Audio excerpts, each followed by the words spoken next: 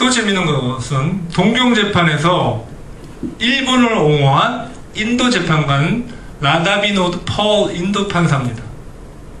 이 동상이 2002년도에 새로이 세워졌습니다. 아주 어떤 면에서는 자기네 역사 해석에 유리한 증거를 확대해서 과잉 기억하는 아주 측면이죠. 근데 이걸 딱 보고 제가 이제 이거는 난징 박물관, 난징 대학살 박물관 난징에 있는 건데, 이분은 혹시 누군지 아시겠습니까? 이 여자분? 난징 대학살과 관련된 여자분? 일본을 안 좋게 본 여자 기자분이었죠. 일본인인데. 맞습니다. 여자 기자 아이리시 창이죠.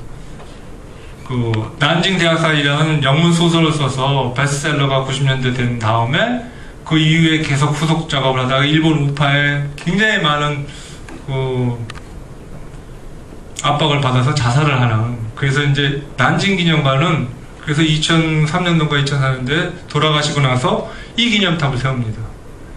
그러니까 양쪽 기념관이 똑같이 자기네 역사에 유리한 부분을 끄집어내서 확대를 해서 상징적인 물건을, 스태츄를, 기념을 갖다가 하는 거죠. 똑같은 그 맥락은 거의 비슷한 맥락입니다.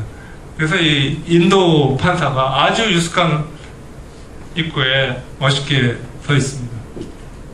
그래서 정리를 하자면 야스쿠니적 기억, 유스칸 전쟁 기념관은 가해 사실과 전쟁 책임을 아주 훌륭히 은폐합니다. 그 도록을 보시면 아시겠지만 전시에서부터 시작해갖고 굉장히 잘 정리를 해놨다는 거고요. 그 다음에 보수지적 지배기억의 생산이 원천이다. 여러분들, 일본은 국립역사박물관이 없습니다.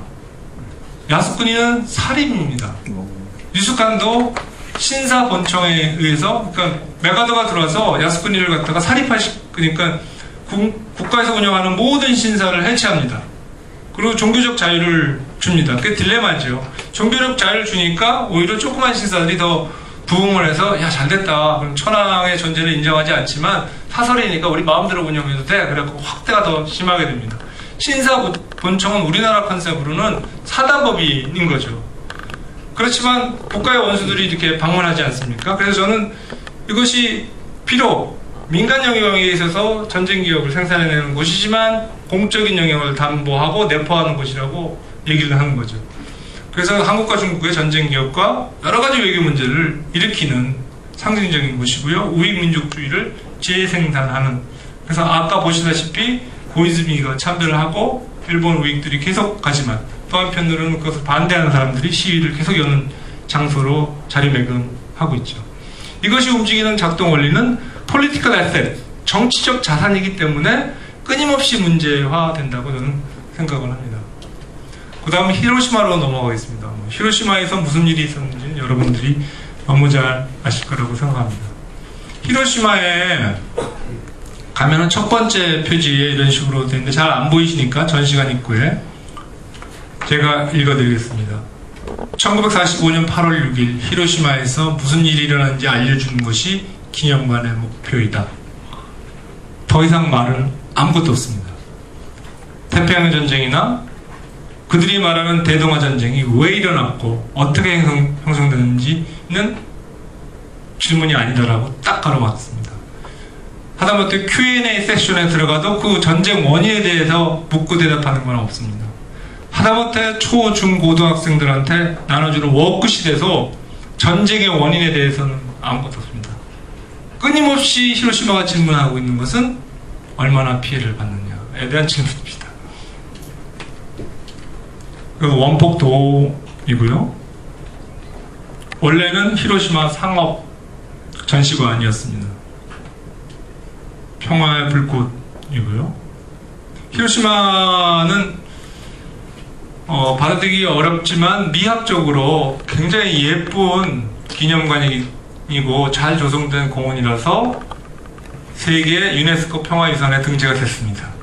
이것의 질세라 중국의 난징 기념관도 확대를 해서 그 기준에 못 미치는 확대를 해가지고 작년도 60주년을 기해서 유네스코 세계 문화유산에 등재를 했습니다. 이런 식으로 국제적으로 인정을 받기 위해서 기업이 동원되는, 그리고 기념관이 굉장히 많이 동원되는, 사실 또 재미있는 구석 중에 하나입니다. 건축 빌딩이고요. 이 안에 우리나라 위령탑이 있습니다. 이것이 71년도쯤에 쫓겨났습니다. 평화공원 밖으로 나갔다가 90년대 중반쯤에 다시 들어오는 그런 또 굴욕을 당합니다. 조금 이따가 표를 보시면 우리나라 희생자가 얼마나 많았는지. 히로시마에서 5만 명이고요. 돌아가신 분이, 그 당일날 돌아가신 분이 3만 명으로 추정을 하는 겁니다. 나가사키에서는 2만 명. 그래서 도합 희생자가 7만 명 정도 되는 거죠. 일본은 히로시마에서 42만 명, 나가사키에서 27만 명, 도합 69만 명 정도가 돌아가셨습니다. 그 중에 한국 분들 중에 여태까지 한국에 돌아오셔서 사신 분이 2,650명, 일본에 사신 분이 7,000명, 그 다음에 생존하신 분이 3만 명 정도 된다고 이제 지금 추산을 하고 있습니다. 그래서 히로시마 원폭은 기념은 일본 피해뿐만 아니라 우리도 피해를 굉장히 많이 봤다 하는